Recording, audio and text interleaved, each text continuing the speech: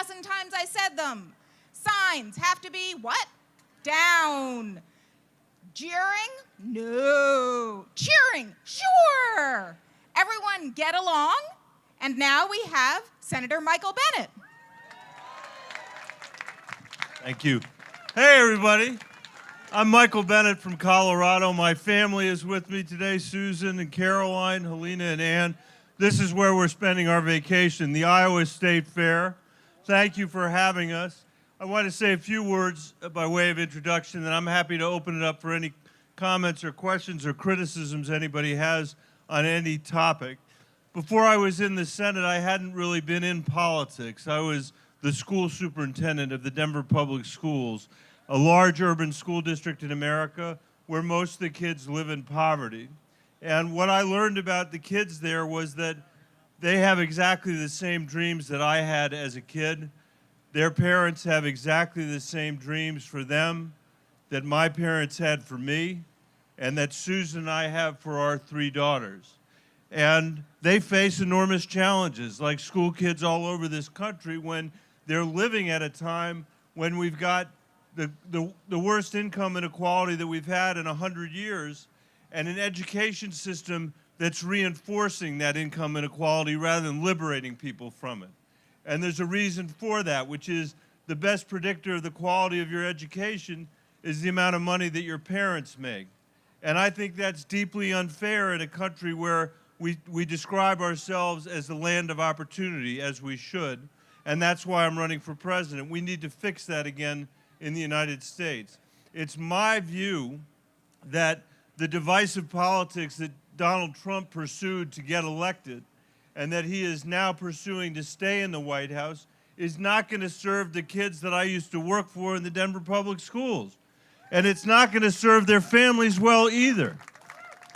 And that's true for kids all over America, in rural school districts, in urban school districts, who just want this country to work for them, who just want this country to work for their families, and who believe that if they go to school and work hard, that we will do the work we're supposed to do for them. They have to learn math. They have to learn their language arts. They don't have time to fix their own schools or fix our immigration system or deal with climate change or make sure that we've got an economy that works for everybody in this country once again when it grows. They have a reasonable expectation that other generations of Americans have had, that we will do the work we're supposed to do while we have the opportunity to do it.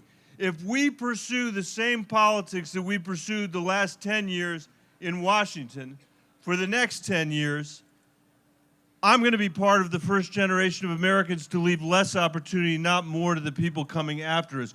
We cannot allow that to happen, Iowa. We cannot allow that to happen, America. And I think, from my point of view, we certainly need to make Donald Trump a one-term president, but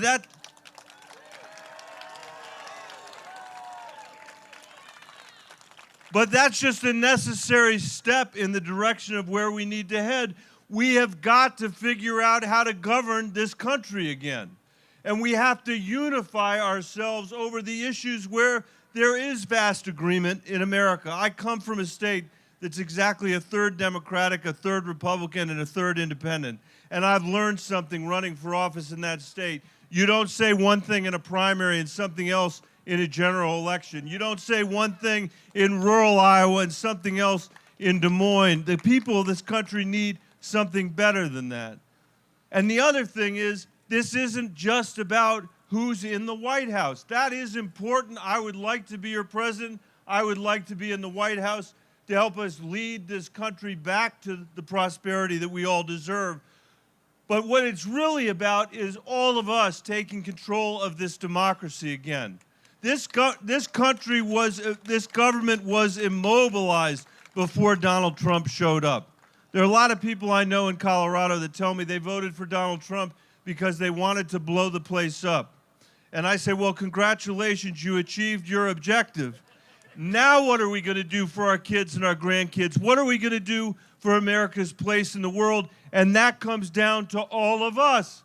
It means we have to get the money out of our politics by overturning Citizens United and get the people back into our politics. It means that we have to end political gerrymandering in this country, as Iowa has done. It means we need a lifetime ban on members of Congress who have the privilege to be in the Senate or the House, a lifetime ban from ever becoming lobbyists in Washington, D.C. Half the people who leave the Congress and don't retire become lobbyists in Washington, D.C. What kind of signal does it send? So I want to close just by saying I have no doubt that we can do this. I'm optimistic about it.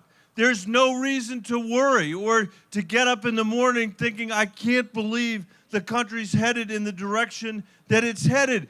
This is in your hands. The work that you do between now and Election Day will decide whether we're going to preserve this democracy, this experiment in self-government for another 230 years, or whether we're going to let it fail. And if we stand on the example that our parents and our grandparents set for us, people who disagreed with each other on all kinds of things, but still found a way to work together for the benefit of the next generation, we cannot fail. We will succeed. Thanks for being here today. Thanks for giving me the opportunity to talk to you.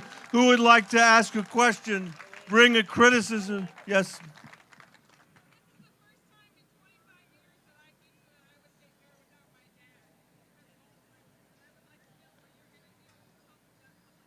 Thank you. The question was, this is the first time I've been to the Iowa State Fair in 25 years without my father because of Alzheimer's. What are you going to do for that crisis?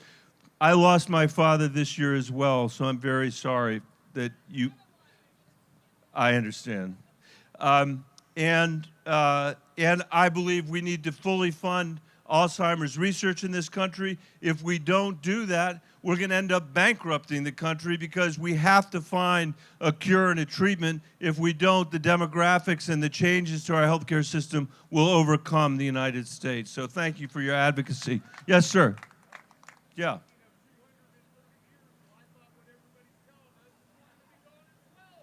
What?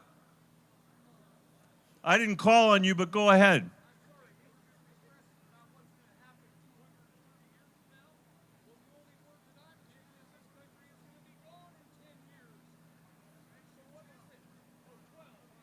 I'm not sure I understand, but thank you. Yes, sir.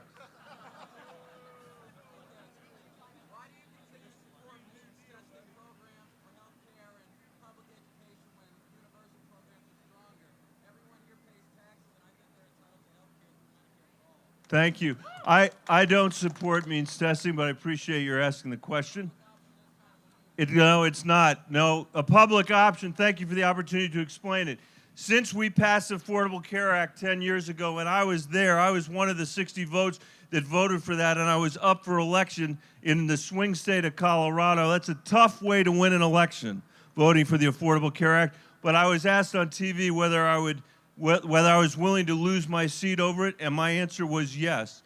And I went out to rural parts of my state to explain why I had voted for the Affordable Care Act and why we needed a public option to finish the job.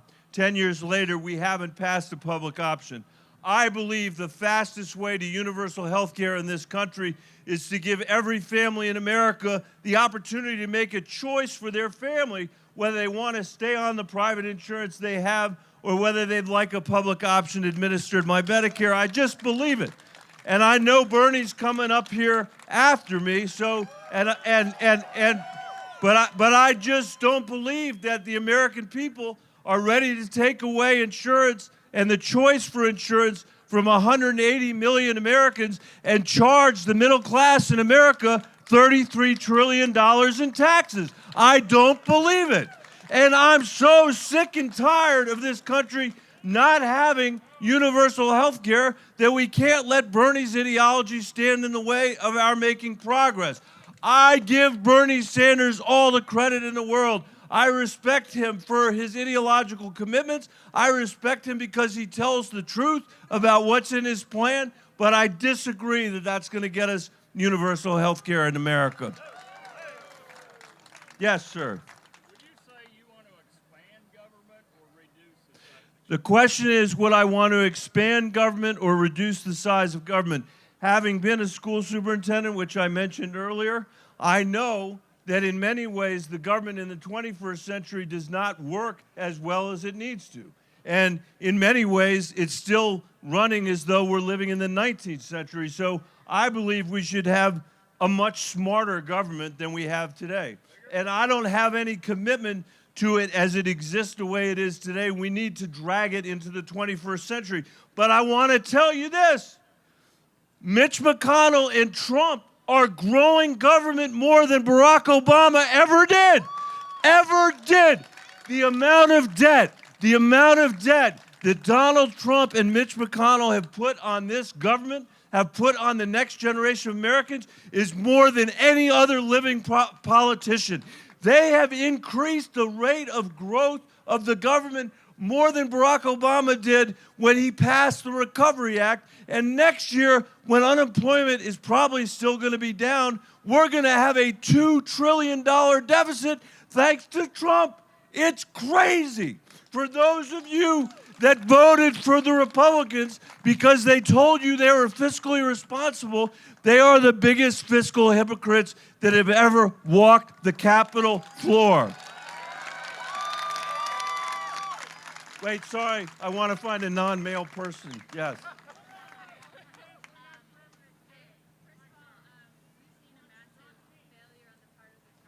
I'm sorry, somebody was yelling. Can you say it again? We've seen a massive failure on the part of the Trump administration to address the opioid crisis like he said he would.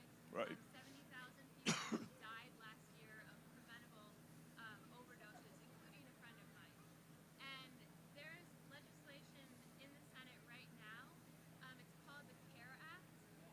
What it would do is offer funding over the course of 10 years to state and local organizations to address the opioid crisis by using harm reduction techniques versus criminalization, which we've seen in the past does not work. Right now, every other senator who's running for president is a co-sponsor of that bill. So I'm asking if you will add your name to that list and co-sponsor the CARE Act, because this is the best way that we're going to address the overdose crisis Okay. in this country. I will add my name to that list, so thank you for asking. And I want to mention it because my friend Bernard's coming here right behind me, that he and I introduced a bill just several weeks ago that would create a $20 billion fund that would be created by fining the pharmaceutical companies that created this crisis to begin with and use that money to help support recovery in this country. We should have done it a long time ago. Thank you. I appreciate it. Yes. How will you end political corruption in Washington? Folks, this battle is for all of us. It's not just for me. How will you end it? We all need to end it. The system is a corrupt system. The system has been bankrupted by a lousy Supreme Court decision called Citizens United. It has been corrupted by the political gerrymandering and by the special interests. The Freedom Caucus has told you a story about how the government is somehow separate from all of you and that it's bankrupt and that you should turn away from it. And they've told that story for the last 20 years. It is not separate from you. It is your government, and it is screwed up. And the only way we're actually going to be able to govern ourselves again as Americans, I don't care what party you're in, is to clean up the corruption in Washington, D.C. We have to overturn Citizens United with a constitutional amendment. I strongly support that.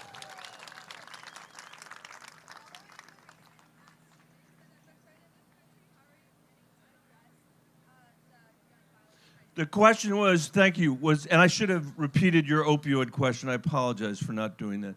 But I was saying yes. So the question is, the mass shootings that we've been having, what is my plan to address that? Thank you for asking the question.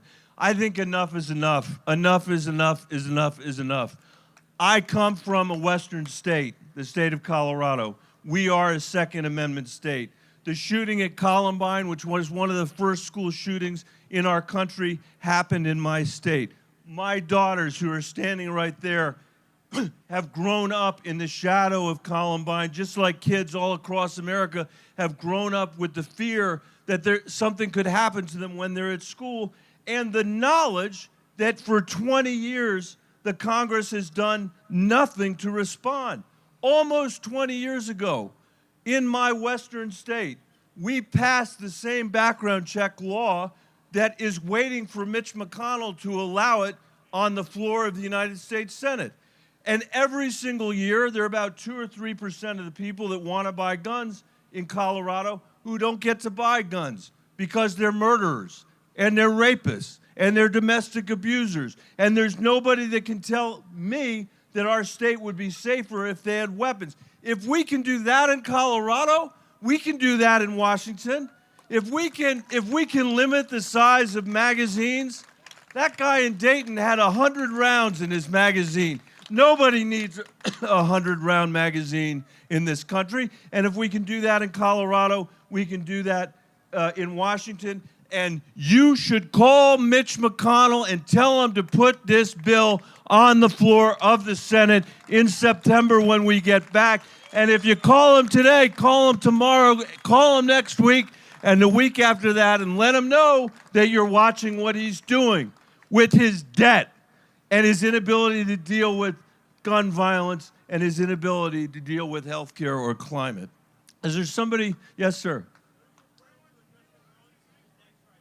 What is? We need to address the growing student debt crisis, I think, by making it easier for people to pay back their student loans, reduce the amount of money that you have to pay back every year. I want to say honestly, I do not support Bernie's plan to get rid of student debt in this country. I don't. You got to make choices. I would rather have free preschool in this country than free college in this country. That's my feeling. And you know what? You know why politicians don't talk about free preschool and do talk about free college? Because preschool kids can't vote. That's why. And we should be behaving, as Democrats and Republicans, as independents, as Americans, the way we should be behaving, the way we should be running our political system is based on how these preschool kids are looking at us. That's how we should evaluate our work, not whether we can have one more nonsense fight on the cable television at night, not whether we can have one more nonsense fight with our neighbor, but are we doing the work that this generation of preschool kids needs us to be doing for them? And on a whole host of issues, we're not doing it. The whole government is totally fiscally irresponsible, to go to your point. We're not dealing with the climate issue that has to be confronted. We have an economy that for 40 years hasn't allowed 90% of the American people to have a pay raise. And as I said earlier, an education system that's reinforcing that income inequality rather than liberating people from it. Doesn't it seem like we got enough work to do to knock off the political games and to do something different? That's what people in my state want. That's the people I've met in Iowa want. That's what people in New Hampshire and South Carolina say they want. And that's up to all of us. The politicians will not fix themselves. You need to fix Washington, D.C. Yes.